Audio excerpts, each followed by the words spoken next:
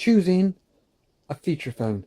Is the Nokia 8110 4G worth the extra money than say this one, a Nokia 216, which you can pick up roughly about £30,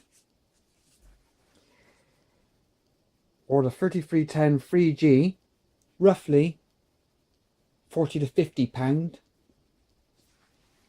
or this one from £50 to £70, obviously UK prices. Let's find out. This one, basic 2G handset, has all your normal apps, few shortcuts, but you've got your normal call log, contacts, music player, with no playlist available. Various alarm clocks up to 5. A store with mainly games in. Facebook shortcut to the browser. Obviously messaging. Opera browser. Some apps and games. Photo app. FM radio. Basic weather app. Your settings. Basic calculator. Calendar, which can only be used from within the phone. A note taker. Videos of what you filmed yourself. Call recorder. Extras, which is normal extras, which countdown timer and all that sort of basic stuff. A good file manager and counters to see how much data, messages and talk you have done. Battery always lasts well on this type of phone. £30. You have the feature phone favourites.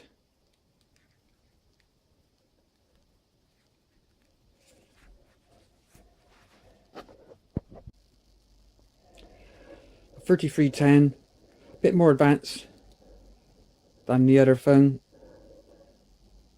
which has some advantages and some disadvantages. Basic same Opera browser. The music player, you can create playlist. Calendar's the same. Counter's roughly the same. The Twitter and Facebook apps are really shortcuts to the browser. It's obviously Snake. An alarm clock where you can set up to 5 different alarms.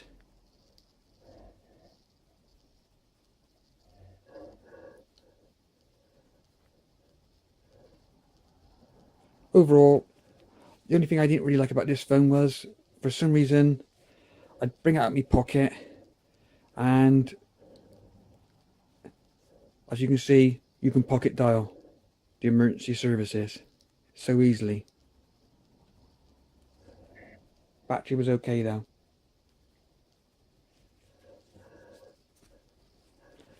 And here's, if you'd like to call it, the premium feature phone.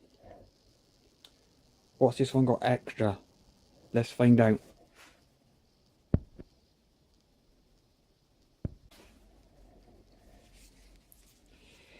I'm not going to do an unboxing because there's plenty of them on the internet already. So let's do a basic review of the phone and then decide, is it worth the extra £20 than getting that one, or say £30 to getting that one.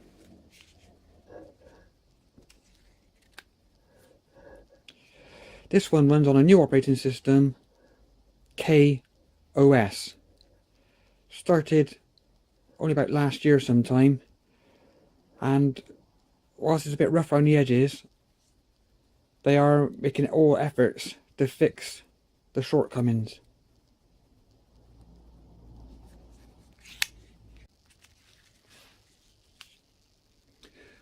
Right, if you look at the basic menu, it's all the usual, what you'd find on any phone, and standard fare on a feature phone. Browser, settings, and on this one you have a lot more settings. And one of the main things which feature phones don't normally have is internet sharing.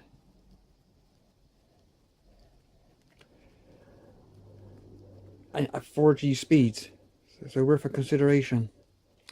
I've used this to power my other smartphones or my laptop. Personalization, there isn't much. Basic volumes. So you can set various things, preset them.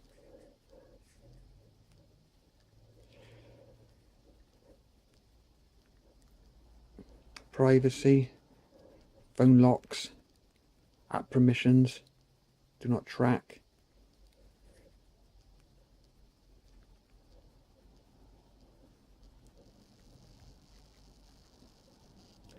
Storage, that's the nearest you get to a file manager. Very basic.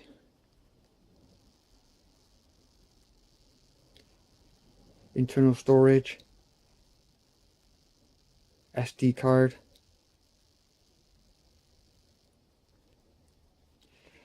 And then usually if you pick on something, it says you have to go to the app anyway. So it's literally just a viewer of the storage, of no real use. Device information.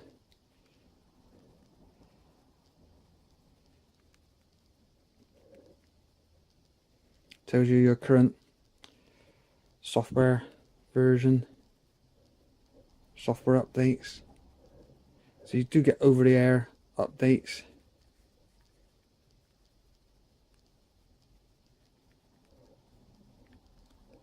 Account and operator services. Music player. It doesn't let you select your own playlist. That's all it is. Most played and recently added. Discover just does recent stuff you've played or haven't played recently. There's not much. You can usually sort by artist, albums, or songs. You can set different ringtones to different people using your own music, which is a nice touch.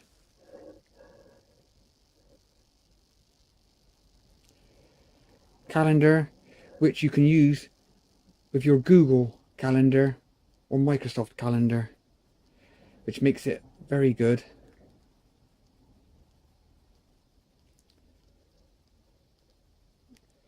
I tend to manually sync it, otherwise the screen comes on telling you every time it syncs, which gets on your nerves.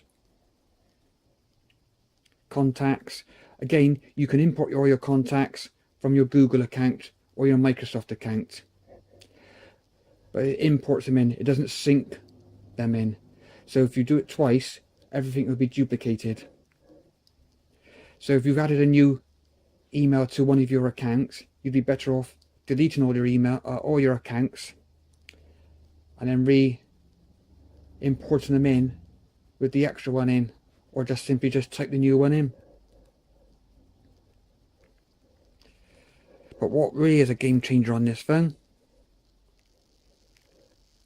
is things like the Google stuff. For a feature phone, you have Google Assistant, Google Maps, and YouTube. Now, the Google Assistant can be accessed by just pressing that button, the menu button, for a little while. And then you tap it again to do a search. For example, what is the weather at Bristol? Right now in Bristol it's 11 degrees with rain. Today, it will be raining, with a forecast high of 12 and a low of 9.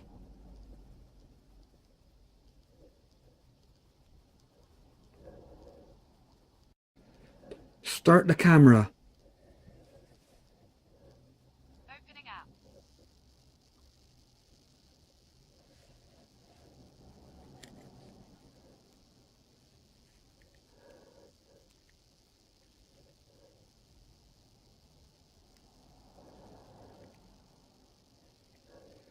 Launch the camera.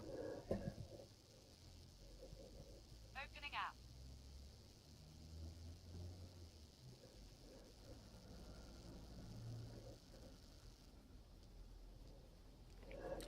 Turn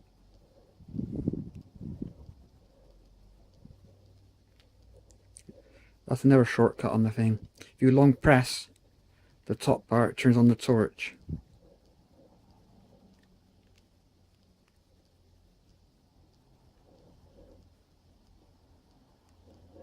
Turn Bluetooth on. Turning on Bluetooth. Bluetooth enabled.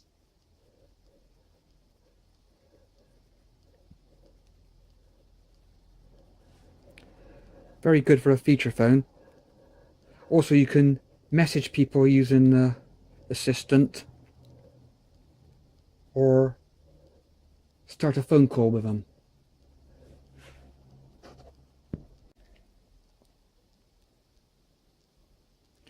Another one of the Google apps is YouTube.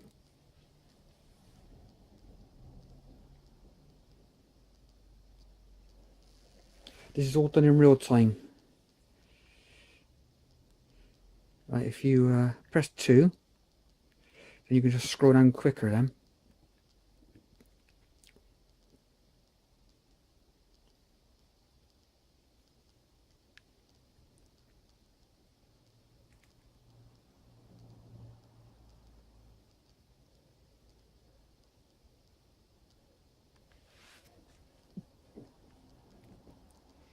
Press 2 again, your cursor comes back up, press play. If you get your cursor in the right place, press select again.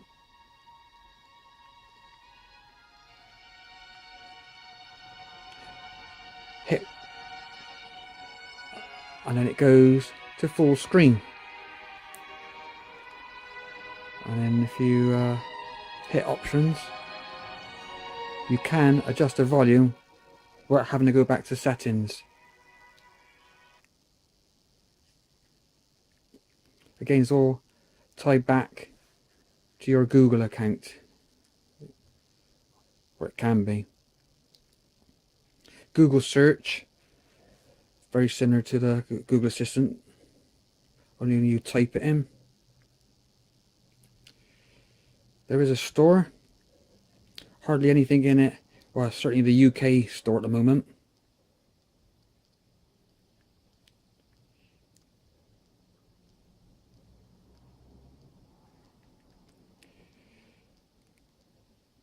But you can, through the browser, access progressive web apps.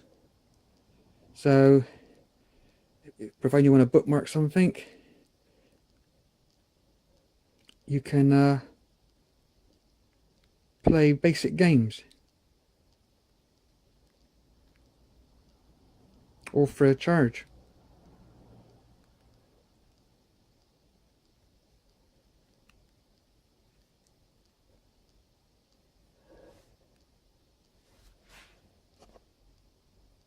What about the camera?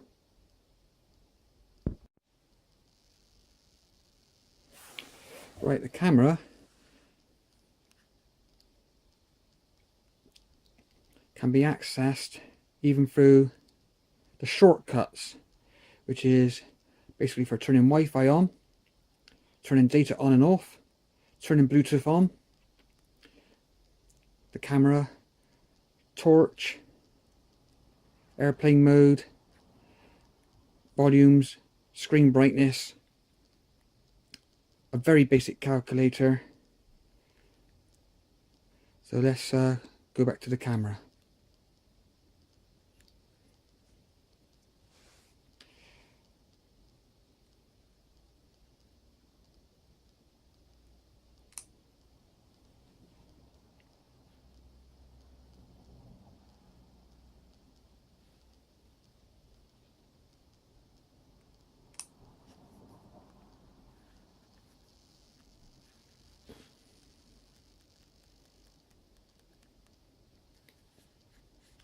certainly good enough for uploading to Facebook. Flashes with an LED flash.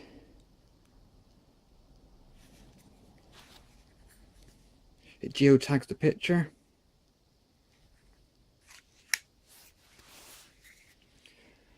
So is it worth the extra money? I think so. I have no problems with dialing in my pocket. The Google services is really what sets this phone apart. The maps. Let's look at the maps again. Or rather, let's look at the maps first time. And maps. When you plan a route, you can do cycling, driving, public transport, or walking.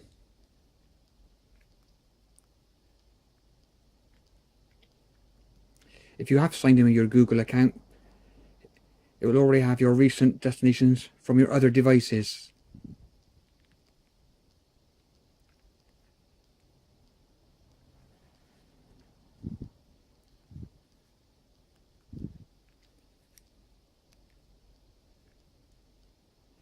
When you do plan a route, it shows it as a list of instructions as opposed to a sat nav. But I think that's perfectly fair. Right, click directions. We'll select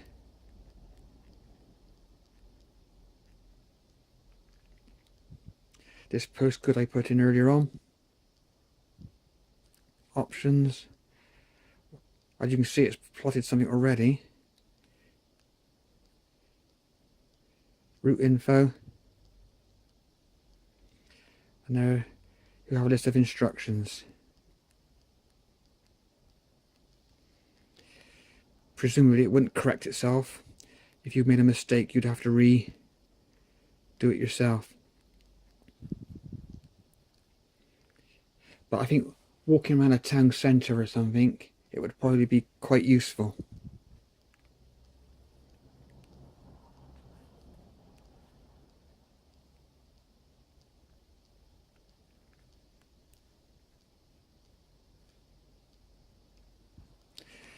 If you see that, it shows each junction, and you press next, it goes to the next junction.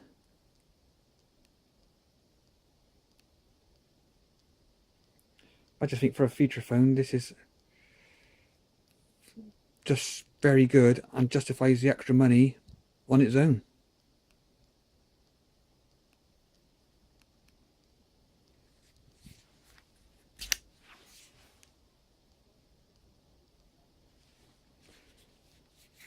I've been in touch with KOS several times with glitches or imperfections I found, and they've always got back to me very promptly and have passed on the information to developers to put right. Whether it will, we'll have to wait and see. It's silly things like when you have predictive turned on, you cannot add words to the dictionary, which then means you have to come out of predictive to put the word in you want, then they go back in again, which is a bit of a faff.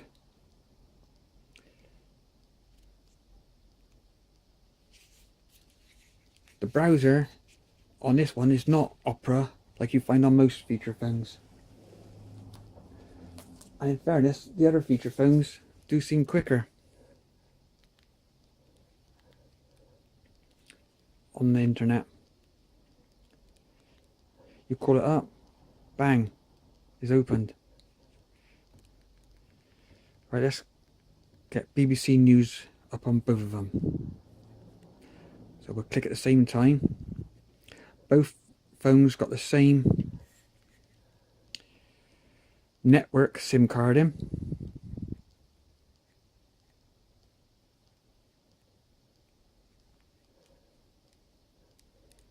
One, two, three.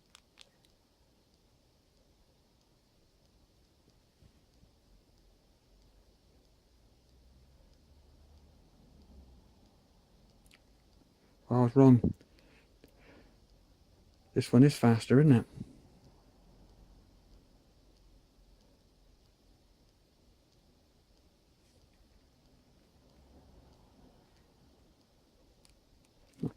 Funny how they come up with different stories. But once he's up and running, he's fast enough. This one I have to turn the screen down for filming purposes.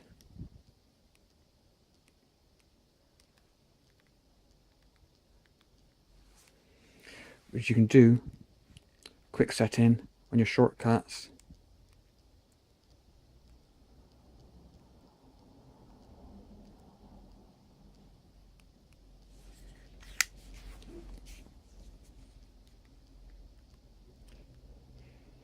Any questions you have, feel free to ask and I'll try and get back to you. One more word. I chose the black version, not because of the film, but the keyboards are much easier to see in all lighting conditions. If it's a real bright light, you can still read it, whilst one like this and other coloured light bulb, other coloured phones I've had, sometimes it can be very difficult to see the keyboard.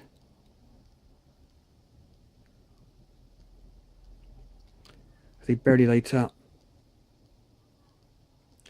Also, if you turn this one off, it has to do this every time to your music collection, and it can take ages for the music to show up, and then it comes in gradually. But the keyboard is just too dull.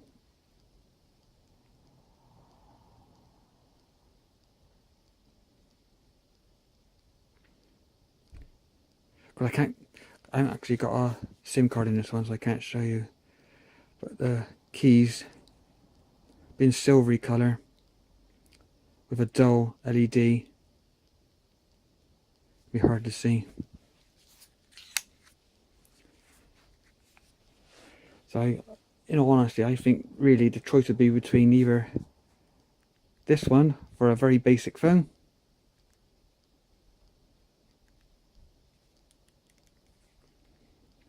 or this one for a phone which could, certainly over a festival or something, could be very handy. But all three can do Facebook and Twitter. He can do Instagram as well, but in a very basic format. On the left hand side you see notices, so if you have a missed call or a text, you hit that and it'll show you, but it gives no indication of what they are until you click on that.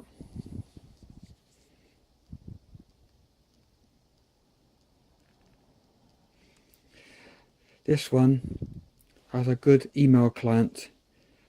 Whilst you couldn't really use it for viewing documents and attachments, at least you know that you have that email there, so that you can go to your computer or smartphone and investigate it later.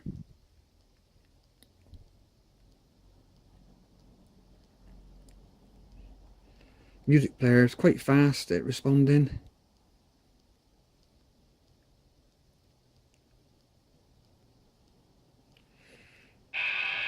Reasonable volume.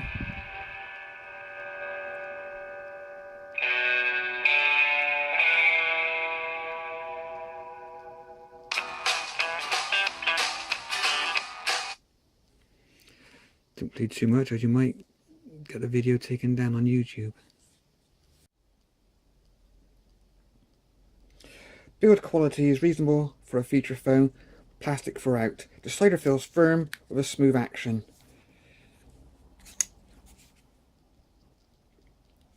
I chose the black, like I said before, because you can see the keyboard in daylight or night time very easily, as opposed to coloured versions. But I haven't actually seen the yellow version. The flaws with the phone, the main one at the moment, is predictive text. If you have a word you can't find in a dictionary, you can't add it to the dictionary. I contacted KOS and they said they are working on it and they are aware of it.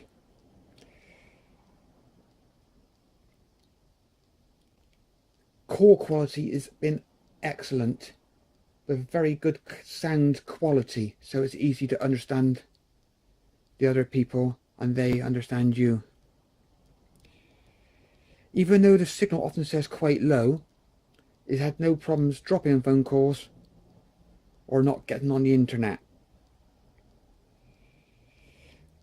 I've had a bit of fuss with the SD cards and it seems to be a bit picky and choosy on what ones it accepts. At the moment I'm using a Samsung micro SD card. The games which I've downloaded so far on it have been alright for a bit of fun. They are great in a what I'd call a Game Boy type of way, but it is a feature phone after all.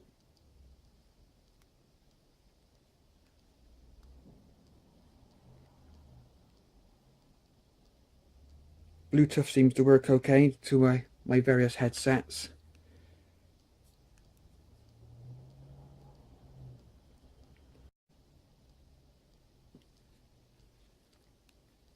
Like most feature phones, it does display album artwork depending on how the computer put the ID-free tag on. Don't buy this phone if you're buying it for WhatsApp, because at the moment it is not available and there's no date of when it could be available. Although, speaking to KOS, they did say that instant messaging apps will be available shortly, which could be 6 months, could be a year.